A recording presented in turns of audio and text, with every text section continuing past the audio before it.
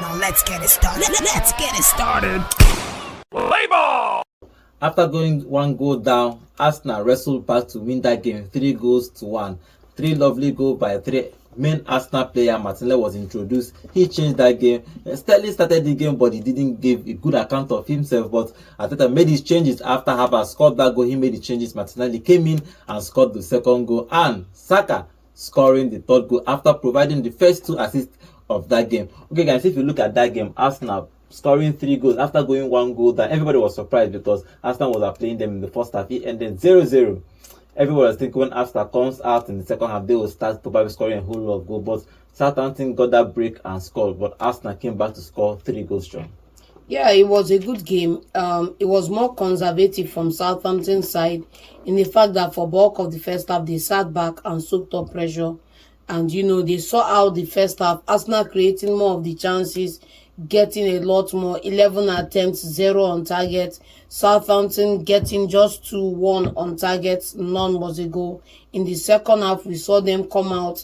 And, where we saw Southampton change the game is, they sat deep in the first half, but in the second half, they came out a bit more than they did in the first half, and they were also covering their bases. But whenever they catch Arsenal, trying to come at them and they dispossess them and make that counter attack, we always see loopholes in the Arsenal defense in their ability to track back. You have 2 players covering Calafiori, one meeting him face on, one from the wing inverting into his back zone, and you see them moving the ball down that flank. And also where they got the first goal from, which is moving the ball into the 18 and then sending the ball to the far post. Those were 2 good moves from Southampton in a body of work that they did, which was sit out, defend, and hold on to the ball more. Arsenal had a good game in the fact that they were able to get Calvary onto the pitch and change the game around through their subs. They got a lot of goals from their subs, so kudos to them for that. Okay, if you look at that game, the Southampton game plan almost worked. Soak up pressure, hit on the counter, and score 1, probably defend, but unfortunate for them. They consider 3. Now look at it.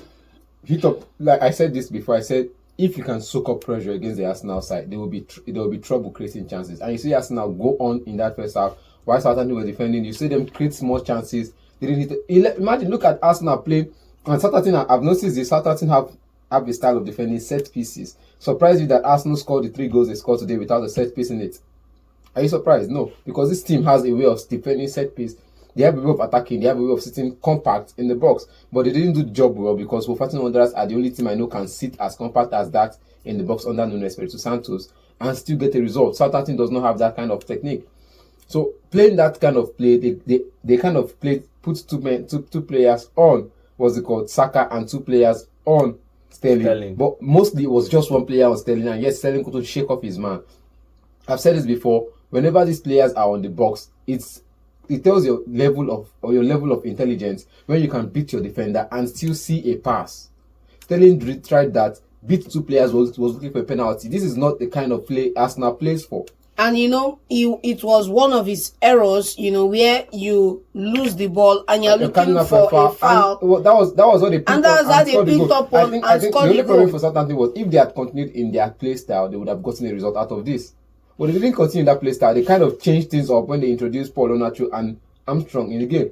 They are losing already when they you understand? Now you went 1 goal down, so you already equalized. It was 1-1. Then they made a sub. I think they made a sub. It was 1-1, and they introduced after you introduce attackers. If you introduce attackers like that, you concede more goals. What I said they had problem was after they considered the equalizer by Kai Havertz, they kind of came forward a bit, leaving that opening gap hole between Saka, Martinelli, and all of that. You could see that Martinelli was running far from the far post. Now, there was nobody tracking his run. The only player they could track his run was, the player in front of him, which was Moreno. Now, they tracked Moreno's run. They know how Moreno is good on the air. Now, they tracked his run, forgetting that the ball was not meant for Moreno. It was meant for Martinelli, who met Ramsdale at the near post, and it was easy to beat. It was close. It was just 1-on-1 against Ramsdale, and he beat him on the near post. Now you bring in players to play attacking. You're not an attacking side. It could have been more than 5. It could have been more than 7. But because they had a Ramsdale that I would say, kept them in the game, made some credible saves after considering those 2 goals. Because I think the only goals they considered that was all of his fault. Not really his fault, but the defensive lapses. Apart from that near post, which normally he should be saving that near post. Yes. Aside from that, the other goals were defensive lapses, and the goal that even the near post was defensive lapses, because sometimes you think you're at the edge, not knowing that you left one small corner that the ball can just sneak in past. But it's not his fault though. He made credible saves, and he kept. I think for me, he kept Southampton in this game for all of the season. Okay, if you look at how Arteta set up his team, he made some changes, like playing Partey as a right back. How did you see that? Did you see that moving Partey away from the midfield, Arsenal lacked that ball moving, but Partey gets the ball and moves it very forward. Jorginho is a kind of player that takes slowly, moves the ball slowly, but Partey moves the ball faster. Then what do you make of the tactics, him moving Partey from the right and introducing Jorginho and Sterling in the first place in the midfield? Yeah, in the first place, Arsenal without some of their credible fullbacks. We have Ben White watching the game from the pitch. We also have another player, Tamiyasu, just recovering on the bench. We Timber had Timber not available. And we also had Odegaard watching the game from the pitch and from the stands as well too. But you look at it, the way Arsenal set up, they set up with Calafiori in left fullback, and they set up with Thomas Partey in the right fullback. Now Partey wasn't in the midfield, so you didn't see Arsenal playing out from the center of the park. You saw them getting the ball from Partey to Saka moving forward, sending it back to Partey, back to Gabriel, Saliba and all around, moving the ball around. We didn't see forward pressure from the center, so Partey was definitely missing right there. But Partey filled his role well, in the sense that they didn't suffer any damage from that his wing. He played out a good position. He was always flowing the ball forward through Saka down that right wing, and they had a good game. But Arsenal didn't have bite in midfield, and that was what Southampton saw when they came out in the second half to come and see if they can get something for themselves after sitting in deep for the first half and not getting anything for themselves. But if you look at it, Arsenal baited Southampton, and Southampton came out, and when they did that, when Southampton's defensive line moved from their 18-yard box to the halfway line, I knew we were going to start seeing goals coming in, because we saw a game where Southampton couldn't string 5 passes in a match without losing possession. At some point, they kind of string 10, 15 passes. So it's but losing out time and time again. In the first 45 minutes, it was like that for Southampton. They couldn't string 4 or 5 passes. After 3 passes, they lose the ball, and it's back to Arsenal's side, and they start building again. But I think Thomas Partey overall, look at it, last season, I think they suffered injuries. Partey wasn't there. And Partey was playing in the right back position. He started with right back before he went on his own injury and left. That's what I'm saying. Mostly he played in the right back position mostly of last season until they started fixing the injury issues. And you see that I like the way Arteta is managing the team. He knows that this player can't last 90 minutes, 70 minutes, he takes him off. That is one thing about a coach who knows the strength of his players individually and can manage that player. He said in his press conference that Partey is a guy that he likes, that could play in any position. He has to manage his minutes very well so that he will not go on long-term injury. Yes. Look at it now. Playing the first half, you saw Partey comfortable on the right wing, and coming into midfield, sometimes you see him invert into that midfield position. And look at it, whenever he inverts into the midfield position, it gives the Clarice the flair to roam around and see if he can make forward passes. But whenever he's on that right wing forward, you see the Clarice coming to struggle with the midfield with Jorginho. And it's a problem for the Clarice because he's a workhorse who is creative. He needs a credible defensive midfielder in his side so he can do his job of playing all those reckless forward passes, see if he can create something for the forward line. But it wasn't happening for him because Jorginho was kind of playing safe. And I've always said this, Jorginho plays too safe to be playing for a big side. Okay, John, if you look at, let's talk about Saka. Saka got a goal and 2 assists. And he has been the captain for Arsenal in the past 3 or 4 games. Describe Saka in this game. Just describing this. Everybody was actually talking about him. Now there is this talk on social media this week that he's not a world-class player. And that argument has been on. But if you look at him, he has been consistent for Arsenal. For me, I'll call him Mr. Consistent, but he has always delivered for Arsenal, especially when Arsenal is in a tight corner. But this game, Saka, 1 goal, 2 assists for him. Nothing moves forward for Arsenal without Saka in that side. You can look at this game as a categorical example. If Arsenal were ever moving forward into the opposition half, Saka was on the ball. If Arsenal were ever trying to drift into spaces in this game we just saw, Saka was giving the passes. Saka was moving around, and whenever he leaves that 7th flank to drift into the middle and Havertz goes over there, we see some action. So Saka is like Arsenal's lightning rod in the sense that he leads the line of attack for this side. He got in on the goal. He's been working hard all game. He said something here that Kyle Walker was succeeding in shutting Saka down. And Saka had his last laugh in the game when he scored his goal and created those 2 assists for Arsenal. So I don't think anybody can take away anything from Saka's game, Saka's effort, Saka's work ethic, and his commitment to the side. And you have to put him, yes. When I said Saka has earned the right that, to be called a world-class player. John, yes. When I said that about Kyle Walker-Peters, I meant in the first half because you saw him work. In the second half, he was moved to the other side. If you notice, after the changes, he moved to the right. You get, and that was when Saka had the flurry of the attack move he did. But I'm still saying, throughout the game, it was always 2 players on him. Now, with 2 players on him, he couldn't do much. He needed support from Kai Havertz. I don't know when I hear Kai, the next thing in my mouth is Walker. But it's all good. When Kai Havertz comes in to support him in that area, it lifts the burden off him that I am going to try and beat these 2 players on my own, which is a good one for him. I think he misses Odegaard. Now that's yes. the thing is the only person who can also come into that position and relieve him of those duties of beating defenders is Odegaard, because Odegaard will not give him a pass when there are 3 defenders on him. Odegaard will give him a pass when there is just 1 person on him. He's always putting him in the one. That's one thing about I think Salah said that in one of his interviews. He said, I like playing with Wijnaldum and Naby Keita because they find me in a 1v1 situation. And when you find players like this in a 1v1 situation, they always come up top. But when you find them in 1 against 3, it's always tough for them. So I think for Saka in this game, the debate about world class has been on for a year now. So if he's going to trend this year, I don't know. But if he wants to be in that rating, because me, I personally, I won't put him there because I've seen consistency. But I want to see consistency for the next 1 year again. So he has to be consistent for 4 years for you to be world class. I'm just saying. Okay. I'm just saying. Not 4 years. He's been consistent for Arsenal for the past 3 years. So now, look at it. For the past 3 years, nobody saw the light. They saw the light. No, this last 2 years. They've seen the light. We don't need to see any other light. No. I think the problem there are records. There are records he broke last season that you want to put him in the first world class player, but you have to see that records being broken again. No, I think the problem with Saka is that he does simple things consistently.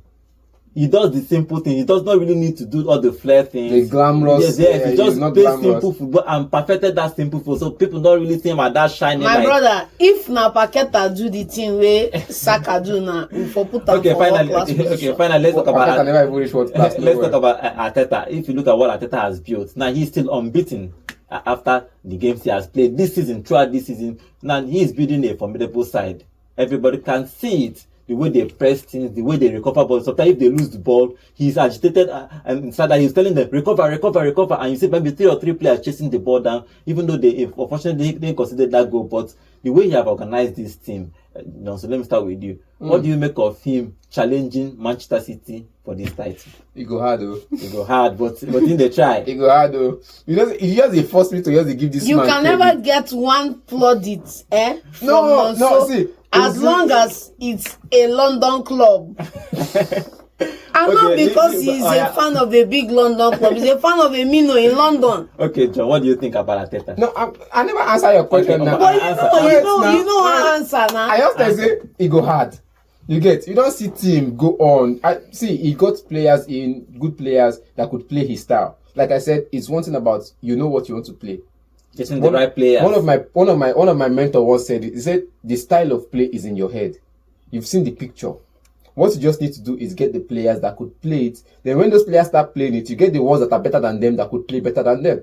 So when you get now you have your starting 11, then you get players that are better than your starting 11 and you put them on the bench.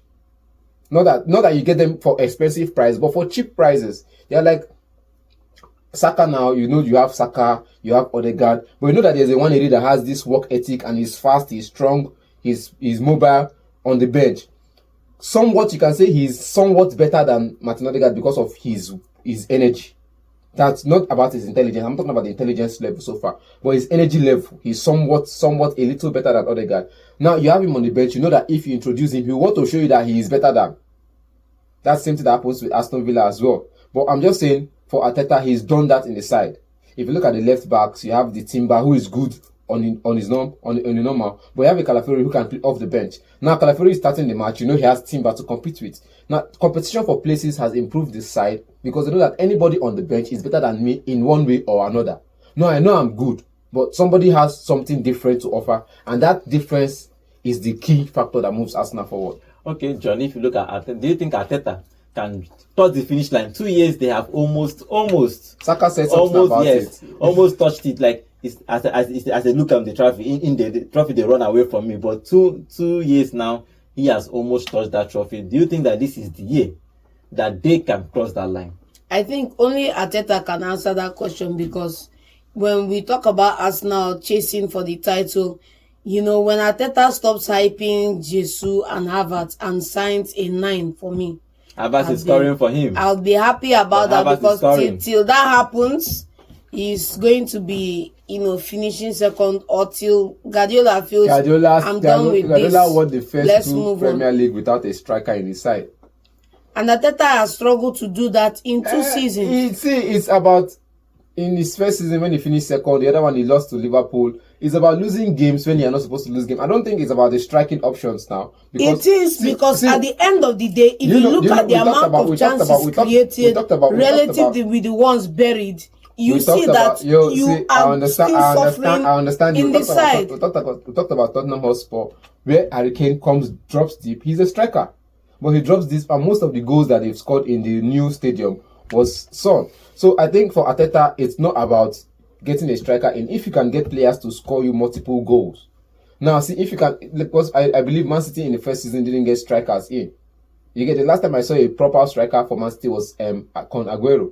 Funny part, when they got that 100 points, I think there was no striker. Jesus that he played throughout. There was no striker there. You see, Con Aguero was the last striker recorded. Then now Haaland. But I'm just saying, for Arteta now, if you can continue to score goals.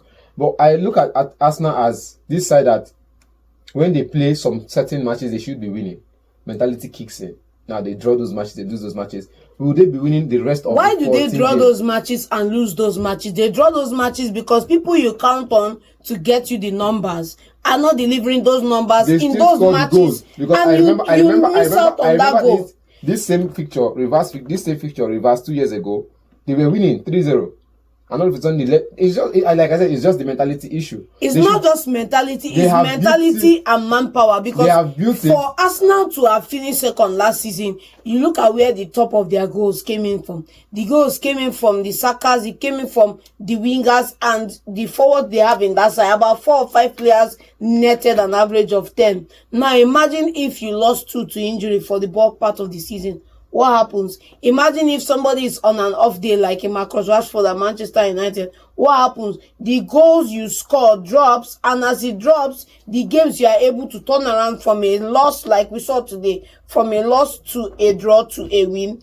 It was 3 players that got those goals. What if they didn't get in on the goals? What do you now do? Okay, I just felt like Arsenal are doing good so far. Me too. I think Arsenal are doing good. If they continue with the mentality that they have right now, they'll have every right to win a trophy this season. Okay, if you look at Arsenal winning that game 3-1. After going 1 goal down, they battled back and winning that game 3-1. As we are talking about, probably they are getting the right mentality to fight back. Probably when they are losing the game, they will fight and win. They have all the firepower, even though Odegaard is still missing. Probably when Odegaard is back after the international break, probably we might see more goals from Arsenal. Okay, Arsenal are still unbeaten in the Premier League. Let's see if they are going to win this title this season.